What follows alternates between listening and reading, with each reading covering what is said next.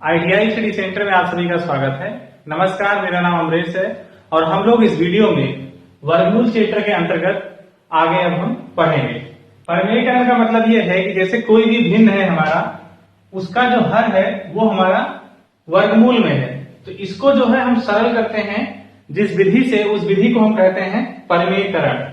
जैसे यहाँ पे एक भिन्न है 1/√5। अब इसको हमें सरल करना है, तो इसको सरल करने के लिए हम करते हैं 1/√5। इसमें अंश और हर दोनों में सेम संख्या से गुणा कर देते हैं, यानी कि दोनों में √5 से गुणा कर देंगे। तो √5 से दोनों में गुणा करने से होगा ये कि संख्या पे कोई फर्क नहीं पड़ेगा, यानी कि दोनों को काट देंगे तो वापस यही संख्या आ जाएगी। लेकिन इस विधि से सरल करना आसान हो जाता है, इसी को हम परिमेयकरण कहते हैं। तो ये आ जाएगा √5/5। √5 की वैल्यू जो है हमारी होती है 2.23। इसको हम 5 से भाग देंगे तो ये हमारा सॉल्व हो जाएगा।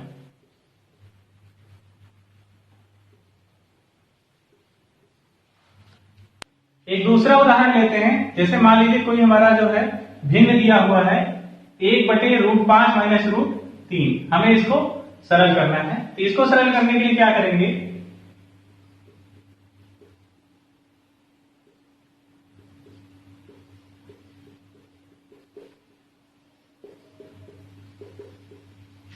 अंश और हर दोनों में √5 + √3 से गुणा करेंगे।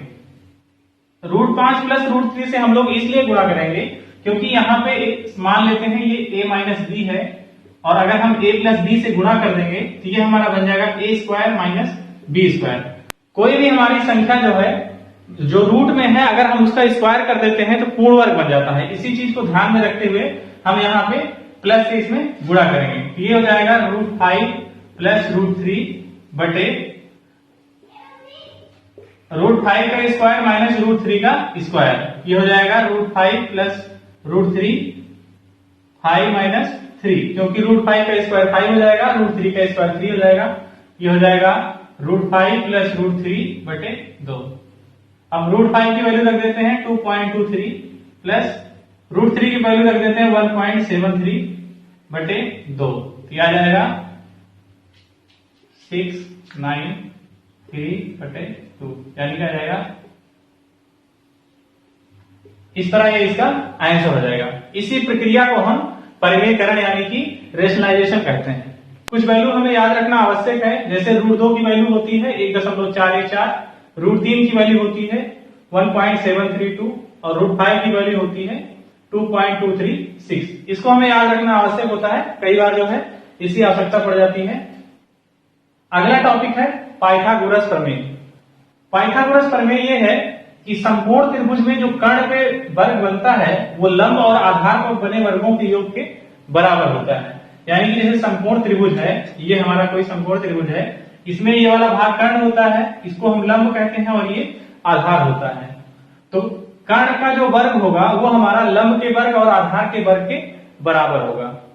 एक उदाहरण से देखते हैं। मान लीजिए कि कोई जो है एक हमें डायमेंशन दिया हुआ है, एक त्रिभुज है जिसमें लंब जो है 4.2 मीटर है, उसका आधार जो है 2.3 मीटर है, तो उसका कर्ण कितना होगा।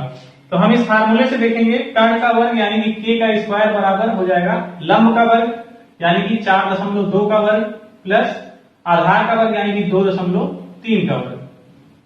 तो हमारा 4.2 का वर्ग हो जाएगा 17.64 प्लस 5.29। इन दोनों जोड़ेंगे तो आएगा ये 9×4 = 13, 6×8 = 9 प्लस 22.93। तो हमारा k हो जाएगा √22.93।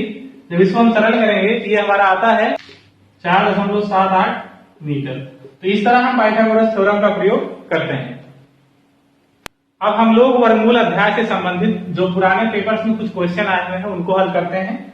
जैसे हमारा एक क्वेश्चन है, पहला जो है ये 2015 में आया है, इसको देखते हैं। ये है √3600 बटे 225। ये कितना होगा, हम लोग जानते हैं 3600 का वर्गमूल 60 होता है, क्योंकि 60 × 60 बराबर 3600। इसी तरह 225 का जो वर्गमूल होता है वो हमारा होता है 15। अगर आपको वर्गमूल जो है निकालना नहीं आता है या याद नहीं है तो आप इसको जो है गुणनखंड विधि से वर्गमूल निकाल सकते हैं, जिसके बारे में पहले बता चुका हूं। 225 यानी कि 15 × 15 हम करते हैं तो ये आता है 225। तो ये हो जाएगा 60/15 यानी कि 4। तो ये हमारा पहला जो क्वेश्चन है उसका उत्तर आएगा 4। दूसरा सवाल देखते हैं, ये भी हमारा 2015 में आया था। ये क्वेश्चन है 5√25 प्लस √25 माइनस 5√25, ये कितना होगा? क्योंकि यहाँ पे 5√25 प्लस में भी है और माइनस में भी है, इसलिए इन दोनों को हम काट देंगे तो हमारा बचेगा √25 यानी कि 5। तो इसका उत्तर आएगा 5। अगला क्वेश्चन है, इसको देखते हैं। ये है हमारा 248 प्लस 52 प्लस √144। अगर इस तरह का सवाल आता है तो सबसे पहले जो सबसे अंदर वाला अंडर रूट है उसको हल करेंगे। ये हो जाएगा 248 प्लस √52 प्लस √144 का मान होता है 12, ये आ जाएगा 12। फिर इसके बाद 248 प्लस 52 में 12 जोड़ेंगे तो हो जाएगा √64। 64 का वर्गमूल होता है 8, तो यहां पे 8 हो जाएगा। तो ये हो जाएगा हमारा 256। 256 हमारा 16 का स्क्वायर है, यानी कि 256 का वर्गमूल हो जाएगा 16।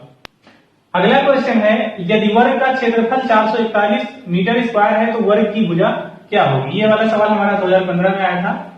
जैसा कि आप सभी लोगों को पता होगा, वर्ग की चारों भुजाएं बराबर होती हैं। वर्ग का क्षेत्रफल होता है a स्क्वायर। यहाँ पे दिया हुआ है कि वर्ग का क्षेत्रफल 441 मीटर स्क्वायर है, यानी कि a का स्क्वायर है हमारा 441 मीटर स्क्वायर। तो जब हम इसका a का वैल्यू निकालेंगे तो हो जाएगा √441, क्योंकि हमारा 441 21 का जो वर्ग है, यानी कि 441 का वर्गमूल 21 होता है, जिसका उत्तर आ जाएगा 21 मीटर। अगला सवाल है हमारा, ये 2 बार आ चुका है कि 1/√3 माइनस √2 की वैल्यू क्या होगी? तो इसको सरल करेंगे हम कैसे? 1/√3 माइनस √2, इसमें जो है हम √3 प्लस 2 से ऊपर नीचे गुणा कर देंगे, तो ये हमारा आ जाएगा √3 प्लस √2 बटे √3 का स्क्वायर माइनस √2 का स्क्वायर, क्योंकि ये a माइनस बी और a प्लस बी हो जाएगा, और a minus B a plus B का बराबर होता है a square minus B square. ये आ जाएगा √3 प्लस √2 बटे 3 माइनस 2, यानी कि 1 हो जाएगा। तो आ जाएगा इसका वैल्यू √3 प्लस √2। √3 का वैल्यू होता है 1.732 प्लस √2 का वैल्यू होता है 1.414। तो इसका आंसर आ जाएगा 3.146। वर्गमूल चैप्टर से संबंधित कुछ और सवालों को हम लोग हल करते हैं। तो ये वाला सवाल हमारा 2019 में आया था कि निम्नलिखित 4 संख्याओं में से कौन सी संख्या घटाने पर 1989 पूर्ण वर्ग बनेगा? अगर इस तरह का कोई भी सवाल आता है तो हम लोग इसका भाग विधि से वर्गमूल निकालते हैं। तो आपको पता होगा, भाग विधि से वर्गमूल निकालने के लिए हम 2 का पेयर बनाते हैं। तो हमने यहाँ 2 पेयर बना लिए। 19 के पास निकटतम वर्ग संख्या 16 है, यहाँ पे 4 का भाग देंगे, ये हो जाएगा 16, यहां जाएगा 3, 8, 9। इसके बाद यहां हो जाएगा, ये जुड़ जाता है 8। फिर यहां पे हम देखेंगे कि ये लगभग 4 बार जाएगा, तो यहाँ पे 4 बार लेके जाएंगे। तो 4 × 4 16, 1 4 8 32 33, आ जाएगा 9 में से 6 3 53, यानी कि 53 बच रहा है। अब हमारे यहाँ पे कोई संख्या नहीं बची है, तो कहने का मतलब ये है कि अगर 1989 में से ये 53 घटा देंगे तो हमारी ये संख्या पूर्ण वर्ग बन जाएगी। तो यहाँ पे ये वाला ऑप्शन सही है। तो इस तरह का अगर क्वेश्चन आता है तो हम सबसे पहले भाग विधि से जो है उसका वर्गमूल निकालेंगे, और जो हमारा शेषफल होगा वो हम घटा देंगे तो वो संख्या पूर्ण वर्ग बन जाएगी। ये वाला सवाल इंपॉर्टेंट है, कई बार पूछा जाता है। अगला हमारा सवाल है 0.09 का वर्गमूल क्या होगा? 0.09 का वर्गमूल क्या होगा? तो इसको भी भाग विधि से निकालते हैं। तो यहां पे दशमलव लगा देंगे, एक ही पेयर बनेगा, तो यहां पे 3 जाएगा, यानी कि इसका वर्गमूल होगा 0.3, क्योंकि 0.3 में 0.3 का जब हम गुणा करेंगे तो आएगा 0.09, क्योंकि यहाँ पे दशमलव जो है 2 अंकों के बाद लगेगा, इसलिए ये 0.09 हो जाएगा। अगला हमारा क्वेश्चन है, ये हमारा 2018 में आया था कि 250 बटे √x जो है, अगर हमारा 10 है तो x की वैल्यू बताओ। तो इसको हम सरल करते हैं। इसके लिए यहाँ पे 250 रूट एक्स को इस तरफ ले जाते हैं, हो जाएगा 10 रूट एक्स, फिर रूट एक्स बराबर हो जाएगा 250 बटे 10 यानी कि 25। दोनों तरफ स्क्वायर करते हैं क्योंकि ये रूट में है, तो इसको जो है हमें पूर्ण संख्या में लाना है। ये हो जाएगा x बराबर 625। इस तरह इसका आंसर आ जाएगा। एक और सवाल हमारा 2018 में आया था, किस संख्या के वर्ग में इकाई का अंक 6 होगा।